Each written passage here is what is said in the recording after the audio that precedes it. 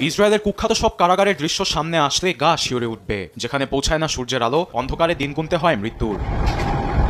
তেমন এক কুখ্যাত বিশেষ কারাগার রাকাফেত। এর নাম শুনলেই বুকে কাঁপন ধরে ফিলিস্তিনিদের, যেখানে অনেক নিরপরাধ ফিলিস্তিনিকে বন্দী, চলে পাশবিক নির্যাতন। এ নিয়ে শনিবার চাঞ্চল্যকর প্রতিবেদন সামনে এনেছে ব্রিটিশ গণমাধ্যম দ্য গার্ডিয়ান। প্রতিবেদনটি বলছে, ফিলিস্তিনিদের রাখতেই মাটির নিচে এ কারাগার ব্যবহার করছে নেতানিয়াহু প্রশাসন।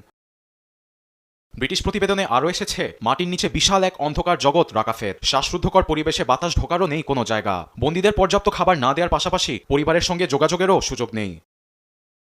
এমন মৃত্যুকূপ, সেল, ছোট একটি ব্যায়ামের জায়গা এবং আইনজীবীদের সাক্ষাতের ঘর সবকিছুই ভূগর্ভে অবস্থিত। প্রাকৃতিক আলো না পৌঁছানোয় বন্দীরা ভুগছে শারীরিক ও মানসিক সমস্যায়।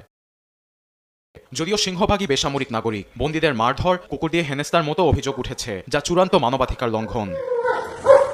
তেল আবিবের দক্ষিণ পূর্ব রামালা অঞ্চলে অবস্থিত ভূগর্ভস্থ কারাগারটি ইসরায়েলের সবচেয়ে দুর্ধর্ষ অপরাধীদের জন্য 1980